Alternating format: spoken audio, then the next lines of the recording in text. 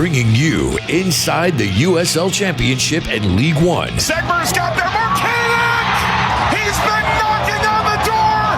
He knocks it down! Diving into all the biggest stories and top headlines. You are ripping and roaring today. This is USL All Access. It's almost impossible to recreate that level of magic. With Mike Watts and Devon Kerr on Sirius XM FC. Welcome in to a new edition of USL All Access, everyone. Happy Tuesday night, wherever you might be, whether you're dancing like Devon or stationary like this guy. This week, we've got Sean McAuley, the Indy 11 head coach, set to join us ahead of Indy's showdown in St. Pete against the Rowdies. Plenty to chat about with him.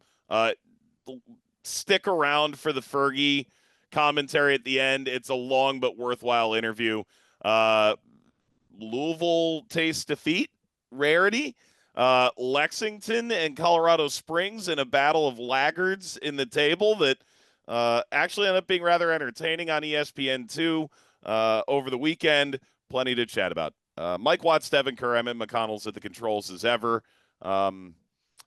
Dev, I was going to wear that. I really was. You and I almost matched in this day, and at the last minute I chose to completely usurp the league and wear the wrong branding on my gear. I don't know if this benefits the listeners or not, but you and I are very regularly identical in our thought process. That's not always the best thing for humanity. It's a rough one for wardrobes, for sure. How's Club World Cup treating you? How was that experience? Yeah, it came, it went. I had the Messi free kick goal against Porto that is one of those things that, like, I'll tell my son about when he stops gurgling and starts speaking. Careful what you wish for. Yeah, Manchester City rolling up 6, including a really slick finish by Gundogan. I mean, some really cool moments in that tournament. I recognize the nature of their clubs saying this is our 55th, 58th game of the year. And that's a problem.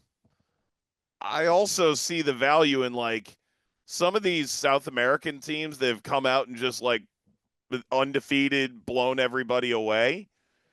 It's a lot of fun, man. It's been a lot of fun. Tell me the energy of that experience and recognizing that the culture is similar doesn't remind you of some of our matches in CONCACAF Champions Cup.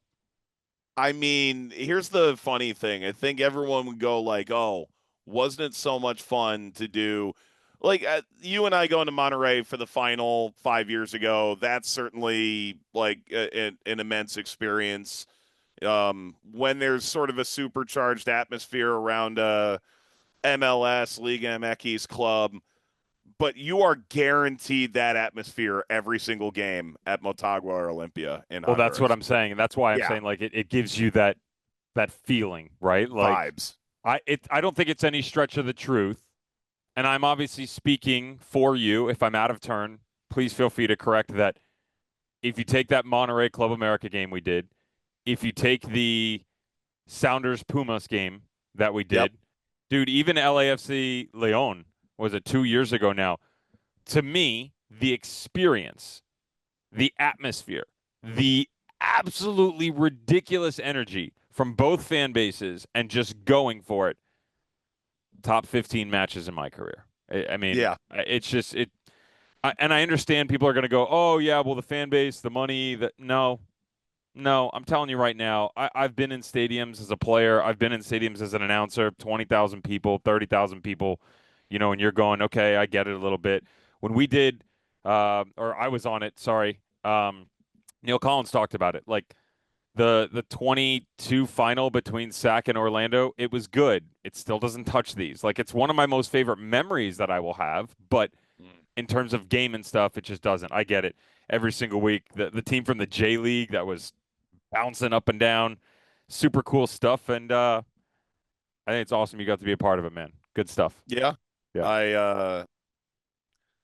This is 1/10 of what it's going to be next year. Oh, dude. Everybody, you're selling it short. 1/100th. Yeah, I mean, it's going to be insanity. All right, let's chat about what we've got going on here at the moment. This is, of course, a championship-centric show. Dev, Louisville, tremendous start to the season, out in the Open Cup in the round of 32. That's really as close as it's been to a loss. I mean, Jaeger Cup has certainly provided stiff competition for them, but unbeaten to start the season through 13. If you go back to the end of last regular season, you're saying it's 19. It's North Carolina that causes them the problems here in the end. They were the only team domestically that hadn't lost yet in any league, male or female, to this point. It's a remarkable run. It's also a blip on the radar for them in the long run. Fair? 100%. I'm also going to say North Carolina is excellent at scrapping for everything. Yeah, there is no easy game with them. Okay, so a couple of things. I hit the nail on the head for sure. I would actually say Louisville, not just in the North Carolina game, but saw a little bit in the Rhode Island game prior. I feel like a little bit of it recently. The battles, the duels, whatever you want to call it, tackles, like they felt like they've been knocked off a little bit. North Carolina rattled them to the point that I hope it's not a trend for Louisville, but with their ability, North Carolina's, within this match, to kind of beat them up a little bit, I found them winning some more balls, opening up transitional moments, and Louisville has struggled heavily in transitional defending. Really poor decision-making. The good news is they don't concede that way. The bad news is, probably even worse, being in that locker room after the fact, is it's 2 set-piece goals that get them in trouble and some absolutely atrocious marking. So I'm with you. We talked about it at halftime last week of the Rhode Island match. The start to the year, 5th best all time. The 19-game unbeaten streak, also 5th best all time. It doesn't matter because as we look at Louisville, and I thought it was funny how my mind kind of just kicked in. As we look at Louisville, people look at James O'Connor, right? And then they look at John Hackworth. And then Danny Cruz has taken over. Well, guess what? Danny Cruz has coached more games than anyone in that club in the history. Okay? Danny Cruz, in terms of wins, most in club history. His points per match within league play is nearly identical to John Hackworth. It's 2/100ths of a point behind. And John Hackworth has the best points per match, though Danny is somewhere still around like 1.9 something. Hacks at like 2.04. Mike, where I'm going with all this is Danny doesn't care about anything except the title. Those players don't care about anything right now except the title. We are far cry removed from the end of the group that lost the final in 22 and the remaining players that hoisted a trophy in 2018. This is about a new generation, new opportunity, and I was trying to say at halftime before I got cut off, no one's fault except production, just kidding, that nothing matters in Louisville except leaving a legacy. And you only leave a legacy behind if you leave trophies for the next generation. They don't care about anything until game 38, right? Yeah. That's where we're at. So blip, sure. Let's just keep going. That's where they're going to be at. Great, the streak is fine. No one cares about the team that finishes with the 5th longest undefeated streak in the history of the league. People will remember every single title winner that hoists a trophy and puts a star above the crest. But what if you win 20 games in a row? All right, I'm kidding. Let's keep going. Dear Lord. What? No, man, they got housed by you and they got housed by Charleston. You're going right for Phoenix. Just like Cam did. I could not believe in our interview last week how aggressive Cam Lancaster was off air with Phoenix. For people that don't know, I wandered in. I actually had a Phoenix jersey on because in the earlier segment, I wore it. And I wandered in and I was like, sorry, man, I should probably put something else on. He goes, yeah, anything but Phoenix. I was like, dear Lord. That was 2018, bro. Yeah, that was a high water mark for that particular rivalry. We're chatting here on USL All Access on this Tuesday night. Let's chat about a couple other games while we've got a moment. Paul Dalglish probably had the most recent win of Miami's victory over Battery's magnitude. Maybe there was an Anthony Pulis game or two that got in that mix. If you've been around the league long enough, you know how long ago that was. Miami outshot the Battery. They got their goal. They end a 9-game unbeaten streak for Charleston. Of course, Miami turns around, loses to Detroit by multiple goals. The Battery demolish Phoenix 4-1 on Saturday. All right. I don't know that I learned anything from any of that for Miami. You didn't. You didn't learn anything from it. They're inconsistent. They're consistently inconsistent. With the great start that was, they still haven't, or they've only won back-to-back games once. Like, this Miami team turns it on when they want to. I will say that it is normally against better opposition. They tend to slip up against opponents that, at least for a while, were lesser in nature in terms of table standings. We didn't learn a lot, and I would say that for the Charleston Battery, good on them for the quick recovery, right? There's the 4-1 on the weekend against Phoenix. There wasn't a ton that I took away from it except for the fact that they were very aggressive early on, and it's really the first time this year that I've seen Phoenix Rising rattled in a match, Mike. You know, I talk about the kids toeing the line, and, you know, they are going to battle in the Western Conference. Emotionally, it felt like to me they weren't ready from the get-go. Yeah. Couple other results we want to highlight here at the outset. Hartford, finally. Get in. Finally, Hartford at home. Woo! 6 winless. They thump Loudoun 3-0. 2020, you'd say, well, you know, that actually tracks. Yeah. But in the year of our Lord 2025, where the Hartford supporters are revolting, the club is all the way at the bottom of the table, although they're out of the basement now. They've jumped the Rowdies. To me, this is a Hartford story, not a Loudoun story. 100%. And I'm glad you said that. It's been 2 years since I've walked away from a Hartford game and gone, that's it. Yeah. Yeah, that's the high-flying Brendan Burke system that we want to see. That is the aggression on the back line, defensively stout. Siaha made a ton of really good saves, like incredible saves, where Loudoun did break through. I thought Loudoun were a little bit disorganized. You could see the communication lacking between some of their players. But I'm not taking anything away from Hartford, man. They were so clean in distribution, off the back line, right through the middle. Seb Anderson played a little bit more narrow than we normally see him. Great link-up play with the front line. And that's where it stops for me in the best of ways. You gave them the ability to attack. You know, the week prior, I saw a little bit of it. Obviously, they came out on the wrong end. But you gave them the ability to attack. And we were regularly seeing 5+ players inside the top of the 18 in transitional football. I loved it. I loved everything about it.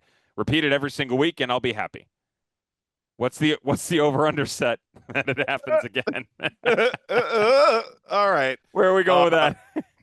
That's a dangerous precedent for them not to set. Dev, let's close with the game you had with Josh, right? Correct. I watched this game, and I'm still not entirely sure. I was on assignment in Atlanta, and here I am in my hotel on Friday, and I'm going, Devin, Lexington good? Question mark. 2-1 win over Colorado Springs. Go for it. You called it. Get in there. What did I say? Tell everybody what I said. I said no. Lexington great. Yeah. Yeah. No. That's not what I said. That wasn't it. No, that was it. Sorry. That's your text chain with Tyler Darren's. That's my AI gone wrong. That's yeah, your that's AI right. gone wrong. All right. So start here. Desperate need for Lexington to get a second win in consecutive games, something they had never done in the history of their club at the championship level. Well, therein lies the rub. I mean, to be fair, it's not like they were setting the league ablaze in League One last year. They were the worst team in the league. Yeah, they've never made the playoffs in any league. So here are my big takeaways. Colorado Springs was the better team. There's no doubt about it in my mind. They moved the ball better. They created better chances. They hit the post or crossbar 3 separate times in the opening 45 minutes. They did it once again to start the second half. And yet, they continue to get themselves in trouble defensively. I don't understand their decision-making. They're very aggressive with their outside backs. I respect it. Lexington said, you know what? And they've done it 2 matches in a row now, Mike. We want the ball. We want to dominate the possessional aspect of the game. But against New Mexico and against Colorado Springs, as good as those teams are on the ball, they sat back defensively. They took a lot of chances. They got lucky, but they exploited their opponent. I don't think the luck is going to be able to follow them. My hope is that the trials and tribulations that have been the last 180 minutes quickly turn into, okay, so this is what it feels like to win. It breeds a little bit more character to chase the game. And defensively, you think, okay, we are, in fact, impenetrable, and we can do this, not get away with it. And there's a difference. Colorado Springs, I did breakdowns on their false nines, how they made moves. I don't have anything to say except they made mistakes on their own part. They created enough attacking-wise, and Lady Luck got in the way. I also have a problem with Opta, by the way. I discovered this after the fact. Are you aware, for everybody at home, Opta is also known as Stats Perform, is a platform, program, however you want to view it, that tracks analytics within a match. Did you know, Michael, that if a ball hits the crossbar or hits the post, it does not count as a shot on target? It's not. The stupidest thing I've ever heard. You literally hit the target. Hit the target. You actually physically hit the target. How is it not a shot on goal? Because, Devin, it can't go in. You don't know. Okay. Got it. So the goalkeeper, when there's a shot on goal, and the goalkeeper that goes up and catches it above the crossbar, we count that as a shot on goal. Never hit the target. Because you never know how it couldn't go in. They could have Angels in the outfielded that ball. You have no idea. Get at You have no idea. That's is that Angels Tony Danza in that midfield? movie? Who's the guy who's the pitcher? Yeah. I think so. Angels in the midfield. Danny Glover nails it. Yeah. Angels in the midfield. Worst remake ever. Anyway, it was a takeaway for me that I was just like, how is it possible this team? And I saw it in like the 52nd minute. I'm like, how is it possible this team only has one shot on target? They've hit the freaking post 4 times. Yeah. But none of them went in, which is why they're not shots on target. All right, when we come back, the Birmingham Bowl, the Briggs Derby, the why does everything have a name game? Tacos versus birria. Yeah. We'll chat about Birmingham, Sacramento when we come back. Let's get back to USL All Access on Sirius XM FC with Mike Watts and Devon Kerr. We're back on USL All Access. Hey, a reminder to tune in on Wednesday night. It is the USL on ESPN 2. It's the Tampa Bay Rowdies hosting Indy 11. We're going to chat with Sean McAuley here in about 5-10 minutes. You're not going to want to miss it right here on Sirius XM FC. Dev, let's chat about a couple more games from the weekend and maybe what we can ascribe from the action. How about Birmingham and Sacramento? I think you and I, we tried real hard to name this thing. We failed. Mark Briggs did put his stamp on it. A 1-0 win for the Legion over Sac Republic. Dev, other than the obvious, Mark Briggs probably feels pretty good about that. There's probably a toast had. What else do you make of the game? Of course, Mark let go by Sacramento after a crash landing at the end of last season. Pops up at the Legion, replacing Tommy Sohn midway through this year. Just gets a dub over his former club. I would say that certainly emotionally, everybody's going to be bought in. I get it. It is, for my money, one of the best counterattacks I've ever seen in this league. It certainly doesn't hurt that it's in the dying embers of a match that's 0-0 and aching for something on the attacking side. Birmingham created. Sac did not as much. Now, the recovery on the weekend against Rhode Island, I saw some glimpses. They were more efficient. I think Sac is struggling right now in terms of what this 11 is. If you watch through the rotations of players, Neil Collins is chasing what those kind of combos should be, right? Like, they've moved Luis Felipe in multiple locations within the midfield, Roro Lopez off that front line. Who best pairs with Pirano, Cicerone? What does the wing back on the left side look like? There are a lot of questions within this for a team that basically over the past 3 years, you could Sharpie 8 players into that lineup. And I think that's what they're going through right now. I don't have a fear for the squad outside of them being able to hit their top level in nearly 15 games to go to close out the season. But that's also plenty of time. Think about how much we've seen since Neil Collins has come in. Inconsistency for this Birmingham attack is what scares me.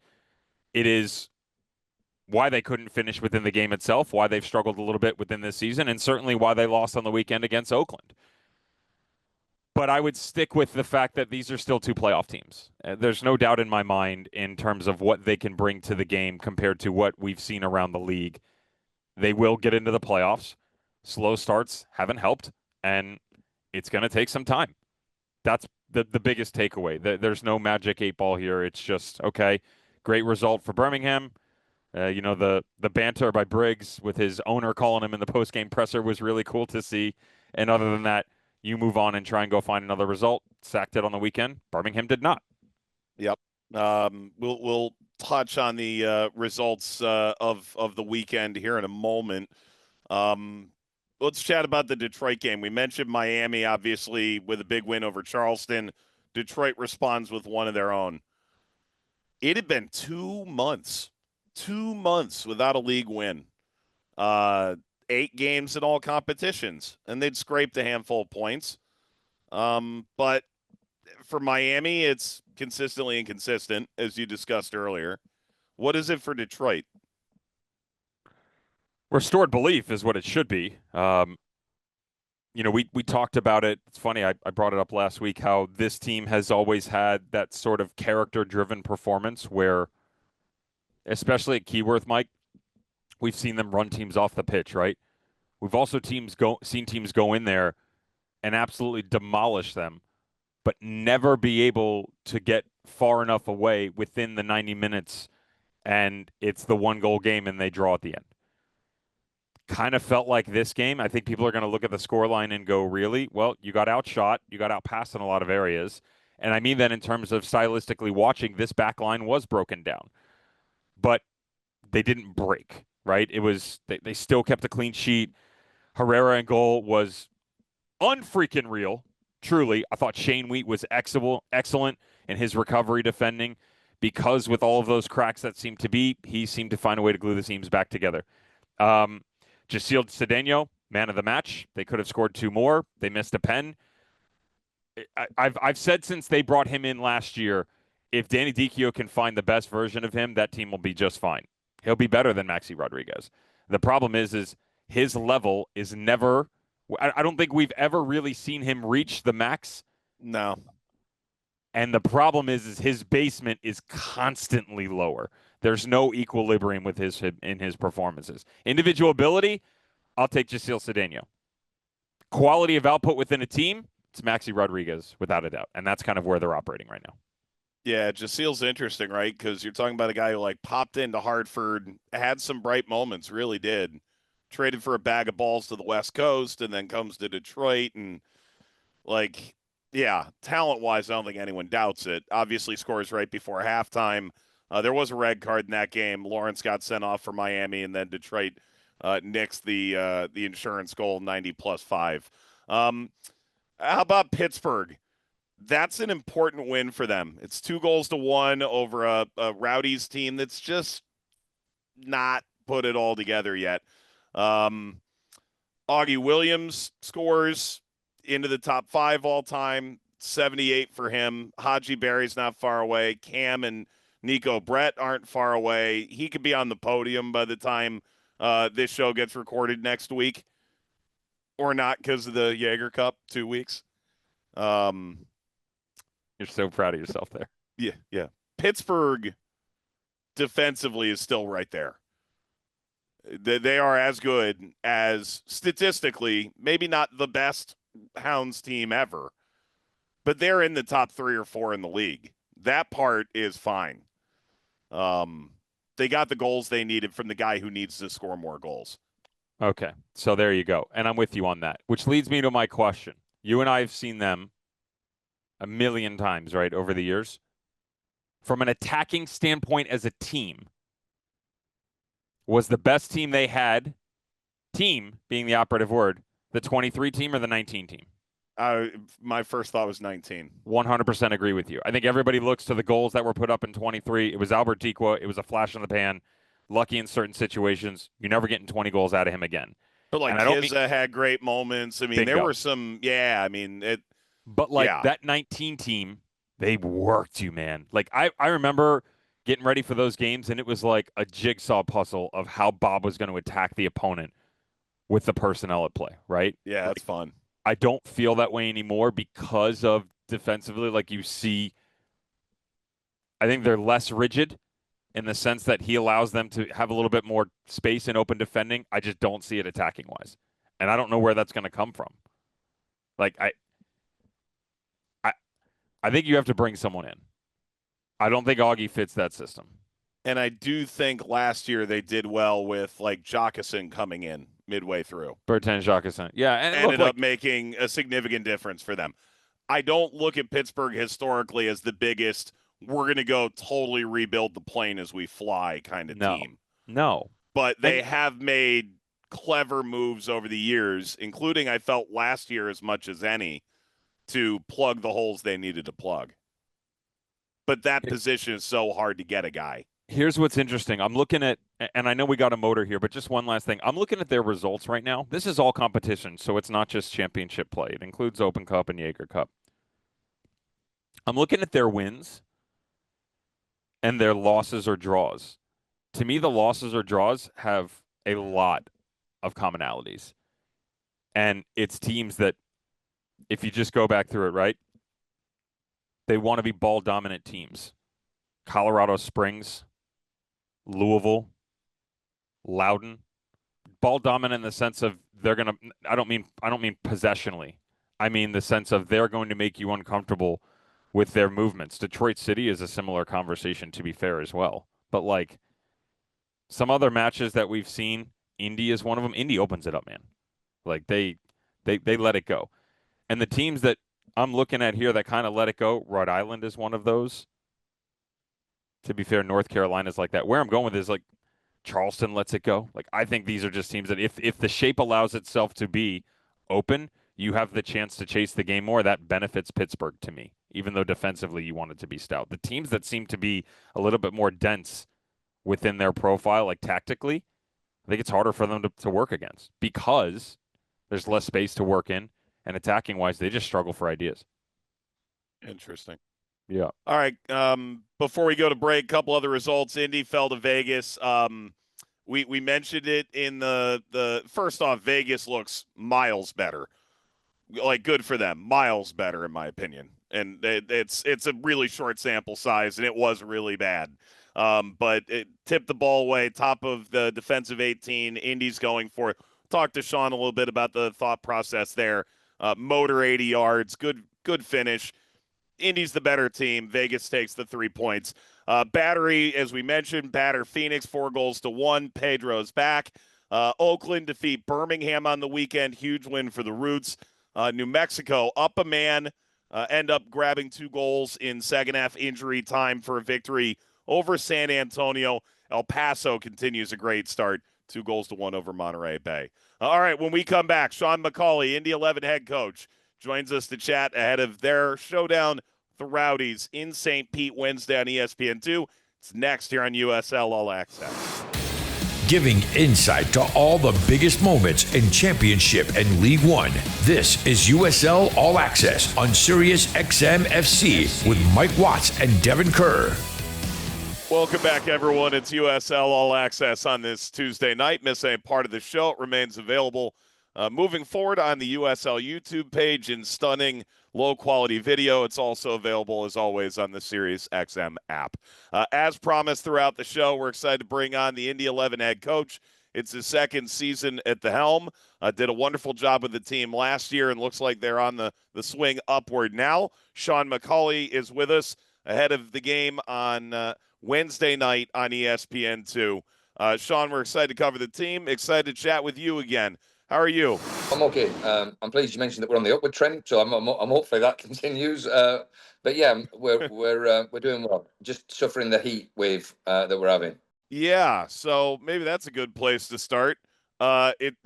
middle of summer, year two, you sort of hit that stretch where it's 90 degrees every day. How's it going? How's the group taking in the atmosphere of a good Indiana summer? It's really good actually, because when we start pre-season, we have the snow, so we have to train indoors. Then we get the season where the winter's fading out, and we get into the spring. We have a lot of rain, so we can't go on the fields there because they're too wet. So we have to train indoors. Now we get into the warm areas of summer, and the fields are too hard. So the rains come, they've rotted them up. A game's been on them, and now they're too hard, and we've got to roll them before we can get onto them again. So all in all, just little problems that we have to deal with. Is it worse in snow, in heat, or a cold, rainy night in Stoke? Nothing I think is worse than a cold, rainy night in Stoke. Okay. Or Burnley.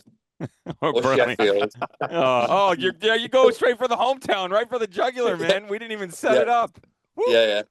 There's a lot of places that are pretty poor on a Tuesday night. Let's stay on it with, whether it's weather, fields around the league, certainly league knowledge overall. Can you maybe describe the difference of how you viewed building the roster heading into the offseason in the winter compared to the shorter window that was at the beginning of 2024?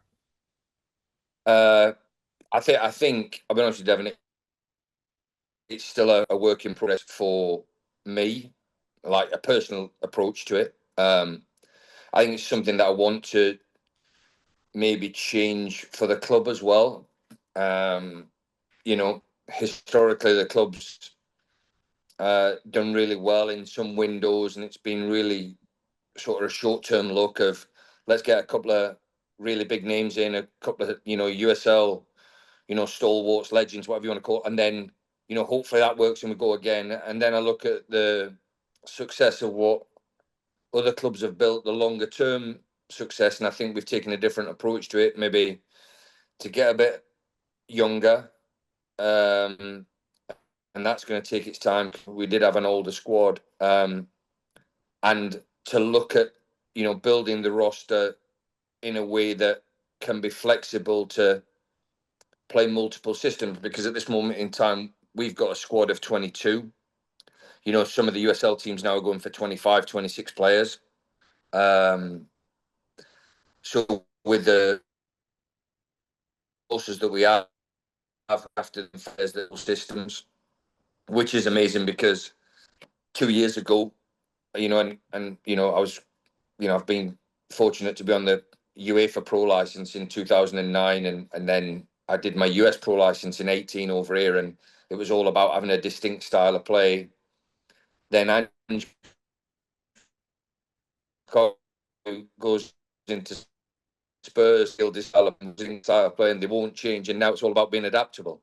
So it's the trends of what you're trying to build, and I just think we need to build a roster that's quite flexible in the systems of play, but trying to still maintain the style of play of what we want to do, which is we want to try and get forward and attack and score goals.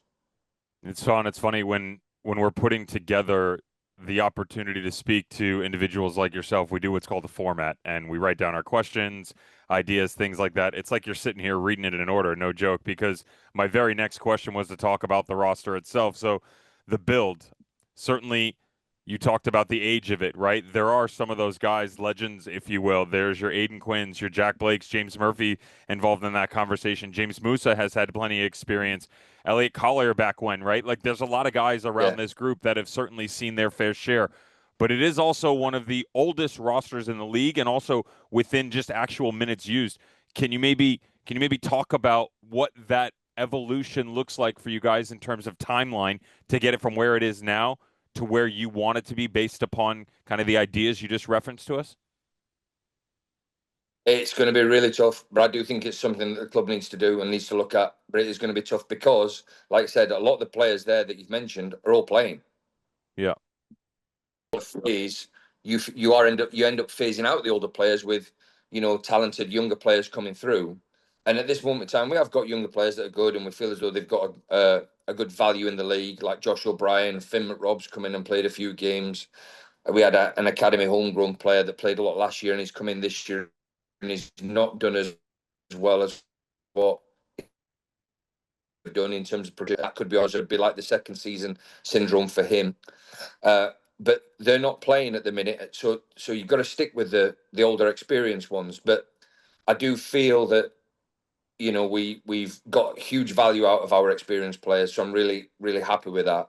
But in order for that evolution to take place, we can't replace a player with an older, and we did that in the off season. But that might have been down to a financial situation, you know, with Seba Gonzalez left us, and really disappointing because I loved him as a player and I wanted to keep him, but we just couldn't fit it in for where he was at, what he wanted, and what we were looking at. And we went and got Elvis Amo, which is a similar like for like, but that's what was available. And at this moment in time, it's going to probably take a little bit longer. And I do think this is you have access to more information probably than me, but the MLS Next Pro teams now, I think, are holding on to the players a little bit longer as well. The MLS Pro teams are also, I believe, are paying a little bit more money than what they were to these players to make them stick around. You know, whereas before it was seen as like an extension of the youth teams, I think now you're starting to see some, you know, moves within the MLS Next Pro from one MLS roster or MLS Next roster to another. You know, Tega Ikoba's an example of that. Moved from we had him on loan and went to money's just as good, and I'm gonna try and get myself in that, you know, squad for the MLS again. And that's where we've got to be really, you know, clinical in recruiting from MLS Next Pro. I do think there's value in USL League One as well, which is great. Now we're playing the Jägermeister Cup because you're starting to see these other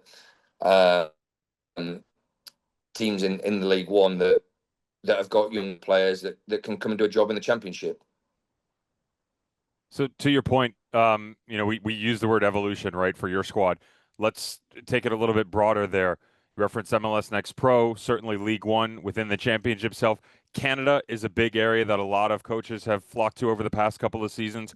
You know, lower divisions of England, those seem to be the frequent ones in terms of players that are coming into the championship. Do you feel like there is another area globally that, both from a financial standpoint as well as kind of the way that the league sets itself up stylistically, there's an area that we all should be looking at to attack to bring in that next crop of players and take advantage of their skills?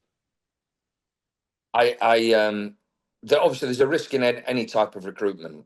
You know, ideally if you're going across to you, what the Premier League and the Football League have, they're obviously two separate businesses, but they also have, you know, youth development programs which start at 16, end at 18, sometimes can extend to 19. And they're the types of players that sometimes go and play in non-league football that can be picked up. But it's a huge risk in a 19-year-old English, French kid, Spanish kid who's coming out of that professional environment, when, you know, we've got to also look at, you know, rather than going globally or internationally, the college market as well. Because the college players now who are leaving school, there's quite a lot of them that are internationals that the MLS maybe don't touch or look at because of the restriction on the international roster spot. And because the internationals, I can only speak from knowledge of the English kids that have come out of it, they don't really want to go and play in a reserve team because they've maybe done that when they were 16 at a professional club before. So they will look at the USL Championship especially as a real sort of avenue to go and get major senior football. And, you know, like every kid, as soon as you start playing football, you always think you can play the next level. Everybody who's played the game, you play your game and you think, you know what, I can maybe jump the next one. You just do, it's the natural thing. And I think the college market will be something else that our club would have to look at in terms of the evolution of it, of our roster. Speaking with Sean McAuley, head coach of Indy 11, sitting just 1 point back of the playoff line in the Eastern Conference. They will travel to the Tampa Bay Rowdies at Al Lang tomorrow night, 7 p.m. Eastern time. I want to stay there for a second, and I kind of want to get two parts of the brain, if you will. So you talked about the college player, right, for instance, and if you're an international. To your point, not only have they already gone through that, a lot of those guys, at least at this point in time that we're talking, they're above the level of MLS Next Pro as well. I agree with you from the financial standpoint that, yes, they're probably attacking it, but there are also a lot of guys that they just know flat out that their skill level is better now, and what they want to get to, it's not going to benefit them staying there.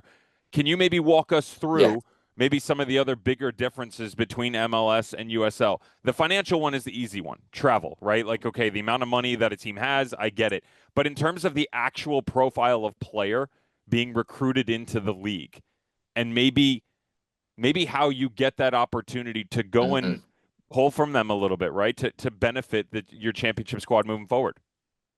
Yeah. I think the obvious one in terms of the difference is the physical profile, and I think that goes across every, level in every country. And you drop down level, and in speaking to the guys, obviously Ian Fuller's at One Knoxville. I spoke to the guys at Madison when we played them, and they were all talking about how we were physically better than opponent, one-offs and stuff like that. And I do think that the MLS player is just a naturally better athlete. So that's where that comes into it. But for me, in terms of, be there? Let's get rid of him. I've just got a call actually coming from my mate who was just been fired from Sheffield United, so he's over in the US, so he's trying to get hold of me. So it's a situation where they're just a little bit better. Then you go back to, I was in youth development for 7 years in England, and the best way to develop the talent is to move them up the levels quicker, and you want to play best with best. My mantra for all of our coaches in the academy, all the way from 8-year-old all the way up to 20, players shouldn't play for your team. Your best players should play for the team above. And that happens when these younger college players go and play 6 months in the MLS. The speed of play and everything else that's associated with it, physically and technically, and not so much tactically. I think there's some really good coaches in the USL. I think, the tactical information that all given to the body conditions that people play and have to play, that flexibility comes into play. So tactically, everything's pretty standard and pretty normal, but physically and technically, the speed of play in the MLS is higher. And for them young players, if they go into it for that 6 months a year, they'll be better for it. And then we've got to try and tap off the back of that. Sean, one of the biggest things that I've noticed, I don't want to say one of the biggest, but to me, probably one of the most important is probably a better way to phrase it, is the coaching that is available to players now. And I think that that's at every single level. We always want to adapt. We want to get better, right?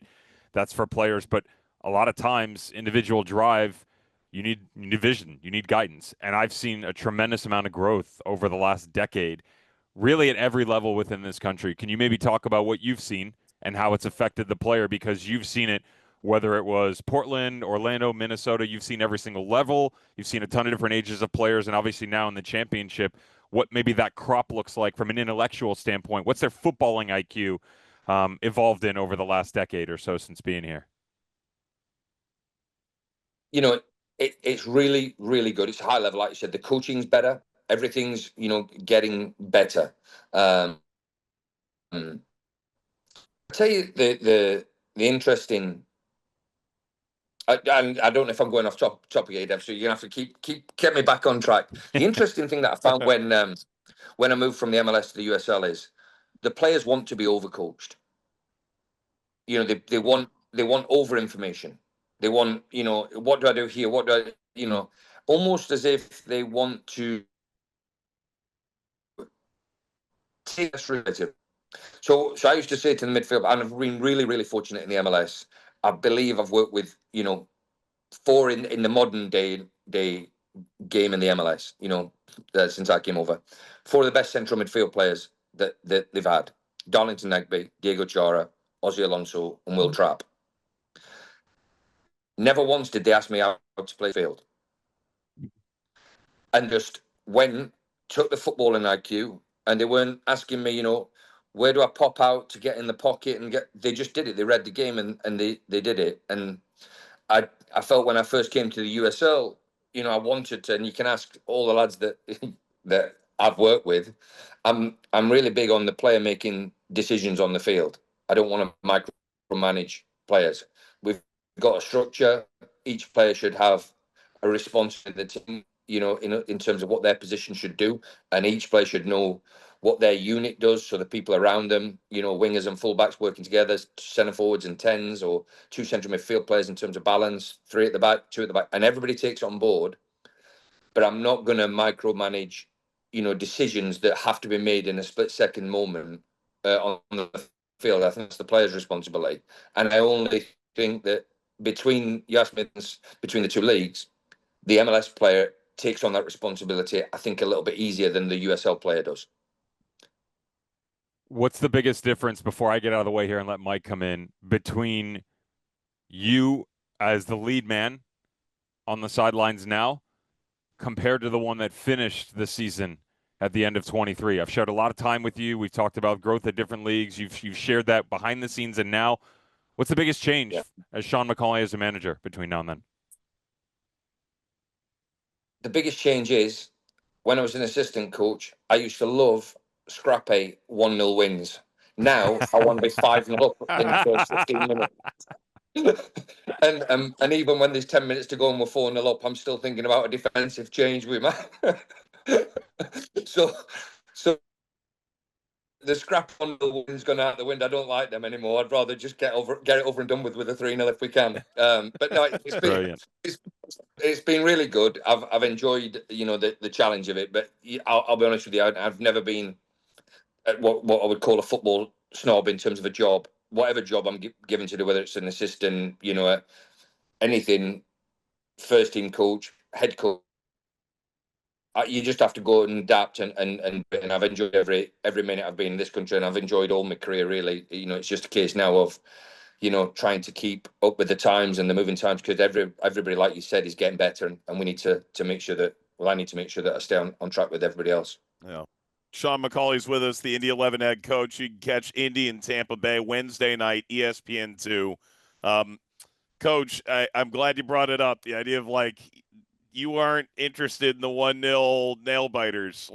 You and I spoke ahead of the Rowdy game. I'll be calling it with Ricky Lopez Espin early in the week about this. The idea that you are at your core still very much a fan, and the Vegas game last week, we spoke a little bit about it, and I'd love for you to sort of retell this from your perspective. Didn't end the way you wanted to over the weekend, but I really appreciated that you went for it and why you went for it. Can you sort of explain where your head was at in going about that? Because I think it says a ton about you as a manager, and I did really love it. Yeah, so the situation is, like you said, I goals are what people come to see, and I like, my team to want to create and score goals. People want to see the ball flying across the box and somebody trying to get on the end of it. People want to see a shot. They want to see, excitement in the game, and I think it's our responsibility to give them that. In relation to the weekend, I thought we played really well, and statistically, everybody will look at it after the fact and say, yeah, you dominated all categories of the game. But football's not, a direct science where you on paper is going to translate onto the field. And we were dominating the game, but we had 15 minutes to go. And, I changed the system, threw more attacking players on, made 4 changes at one time, then took a defender off, put another midfield player on to force the game. And we got beat in the last seconds, really, on a counter-attack. Probably poor defending from our point, but at that moment in time, everybody in the box to try and get a winning goal. As I said to the players and said to everybody, a lot of decisions, have to be made, and it's my responsibility. My responsibility on that day was to try and get 3 points because we're playing at home.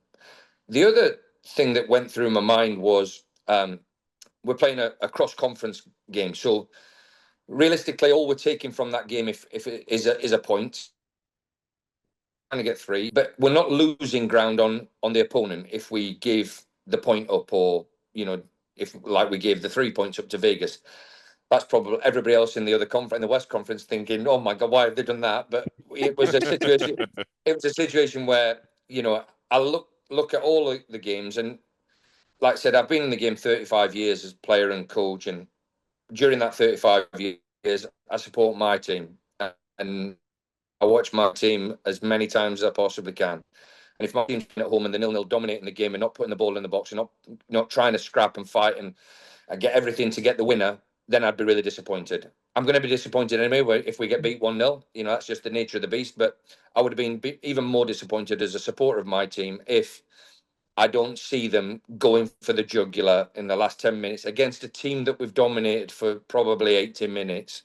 I'm throwing everything at that and going all in on trying to get something for my team, because that's how I'd want to see them if I was watching it. And I always say to the players, try and play how the man in the stands wants to play if he had the chance to wear the shirt.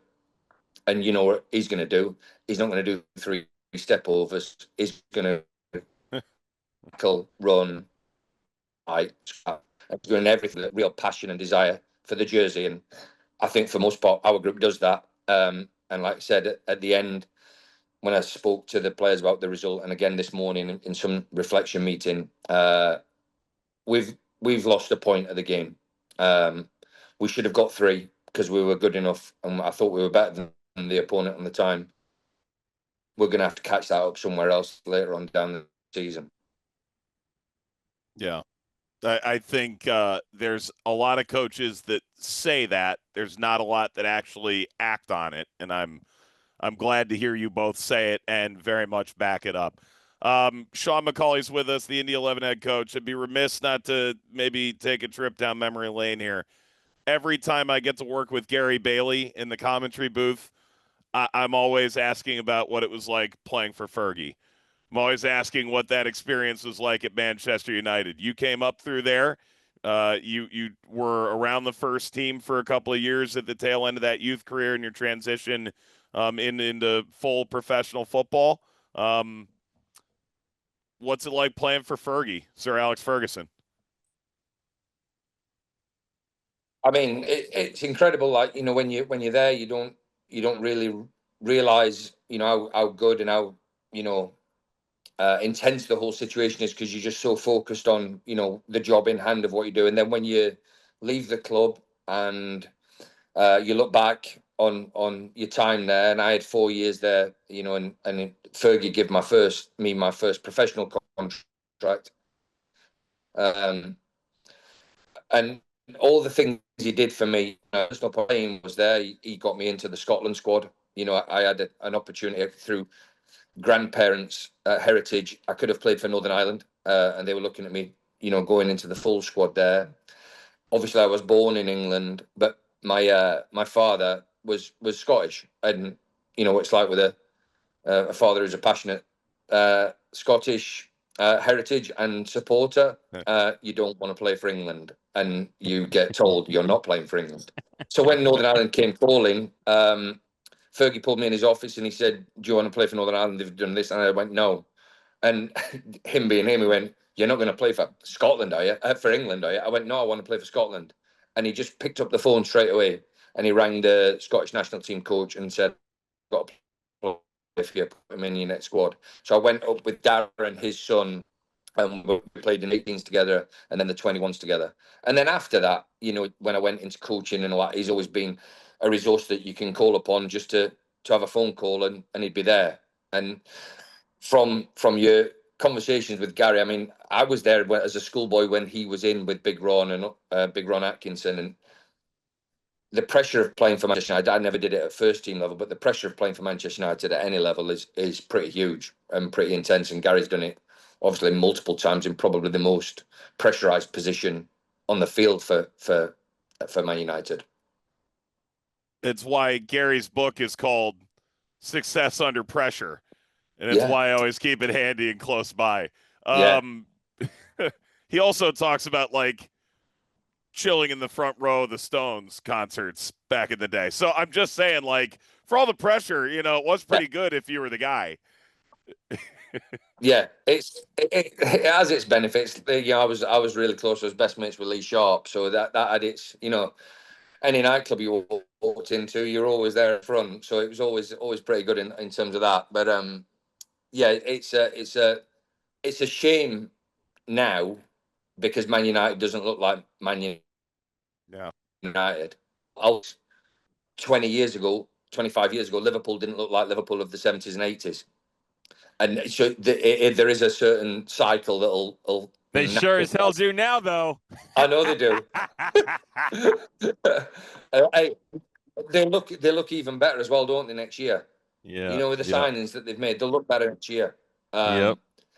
So it's I know it's amazing going back to like USL players. I've got a story for you, which I think a Liverpool story. I had a player and I called him and I said, "Listen, I want you to sign it." So he said to me, "What's your style of play?" And this is, what style of play? I said, "Who do you support?" He says, "Liverpool." I said, "If they come in, would you play for Liverpool?" He went, "Yeah." I went, "For Jurgen?" "Oh, yeah, definitely." "What about for Arnie?" "Yeah, I play for him as well." I says, "Well, you don't care about style of play then, do you?" So you either want to come and play for us or you don't. But it's well true. Done. And he's done a great job. But obviously, I still am big fan of Jurgen Klopp. I think he was outstanding for that club. Yeah, well said. Yep. Sean, appreciate the time. Can't wait to see your style of play on Wednesday. Hopefully, it comes with a dub. It'll be the Rowdies hosting Indy 11, ESPN2, 7 Eastern on Wednesday night. That's Sean McAuley, the Indy 11 head coach. Good to chat with you, bud. Good luck. Cheers. Appreciate it. Thank you.